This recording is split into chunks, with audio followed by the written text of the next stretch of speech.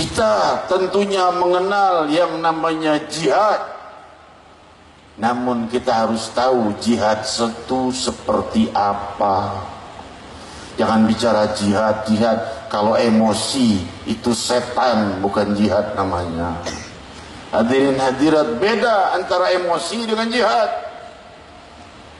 Kalau seandainya jihad, Rasul bilang jangan memukul wajah, jangan menyerang wanita dan anak-anak, jangan menyerang yang tidak bersenjata, jangan menyerang yang tidak menyerang. Nah, itu namanya jihad. Kalau kita tidak diserang orang, kita menyerang orang. Itu untuk yang di luar Islam, apalagi yang sesama muslimin. Rasul sallallahu alaihi wasallam itu adalah orang yang cinta kepada seluruh makhluknya Allah, kepada sesama manusia cinta, dan Rasul ingin umatnya mencintai manusia, dan belum sempurna iman seseorang sebelum dia mencintai manusia satu sama lain. Jika seseorang mencintai muslimin saja, tidak menyayangi orang-orang yang di luar Islam, maka belum sempurna imannya seperti Sayyidina Muhammad. Ya, tidak ada yang bisa imannya sama seperti Nabi Muhammad tentunya. Tapi paling tidak kita mengambil sebutir saja daripada mutiara-mutiara keindahan budi pekerti Nabi Muhammad, dari rahasia kemuliaan Isra wal Mi'raj Nabi Muhammad sallallahu alaihi wasallam. Hadirin hadirat, siapa yang paling ingin orang non muslim masuk Islam? Siapa? Tentunya Rasul sallallahu alaihi wasallam. Tetapi Rasul justru lemah lembut pada orang-orang yang non muslim itu. Seorang Yahudi pemuda datang ke rumah Rasul, bilang mau tinggal di rumah Rasul. Kalau orang-orang zaman sekarang mungkin, mau ngapain kamu non muslim, najis, masuk rumah saya sana pergi. Enggak begitu akhlak budi Sayyidina Muhammad. Yahudi diterima oleh Rasul.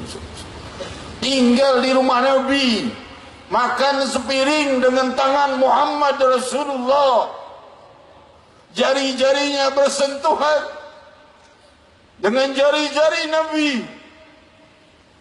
minum segelas dengan sang Nabi, tinggal sehari, 2 hari, 3 hari, berhari-hari tidak diusir oleh Nabi dan terus disambut sebagai tamu, sampai pemuda itu pulang. Nabi SAW keluar, pemuda itu pergi. Nabi pulang, pemuda sudah tidak ada. Kemana itu orang Yahudi? Nabi tidak berkata, kamu masuk ke rumahnya aku, kamu harus masuk Islam, aku ini Nabi pembawa Islam. Tidak berkata demikian. La ikraha fiddin. Tidak ada paksaan dalam agama. Maka hadirin hadirat, Rasul malah apa yang diperbuat, bukan bersyukur, syukur dah Yahudi udah keluar dari rumah gue, repot ngurusin Yahudi. Enggak, dikejar ke rumahnya.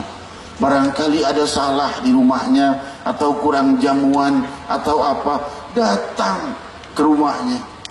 Didatangi ternyata sakit dan sakaratul maut. Rasul baru berkata, la ilaha illallah, ucapkan. Anaknya melirik bapaknya, diizinkan apa tidak nih mengucapkan la ilaha illallah. Bapaknya Yahudi juga. Bapaknya tidak tega melihat budi pekerti Nabi yang begitu indah. Bapaknya berkata, ati Abul Qasim, taati Abul Qasim, taati. Bapaknya tidak masuk Islam, tapi ngelihat budi pekerti kepada anaknya dan jasa besar, anaknya udah tinggal di rumah Nabi, ya udah taati aja Abul Qasim. Maka ia mengucap la ilaha illallah Muhammad Rasulullah. Inilah akhlak Sayyidina Muhammad. Islam akan berkembang luas dengan kelembutan, bukan dengan kekerasan.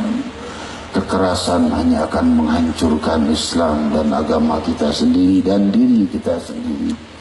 Maka oleh sebab itu kelemah lembutan itu perlu. Budi pekerti itu senjata terkuat untuk mencapai kemenangan dan keberhasilan di dalam dakwah kita. Oleh sebab itu juga layak kita pahami kita sebagai rakyat, antara ulama dan umara layak bersatu. Untuk apa? Untuk supaya terjadinya pembenahan masyarakat yang baik. Kalau ulama dan umara itu pejabat, ulama dan umara saling hantam, musuh Islam tepuk tangan, syukur tuh hancur sendiri, dihancurin sama pemerintahnya sendiri, saling hantam sendiri. Jangan begitu ya.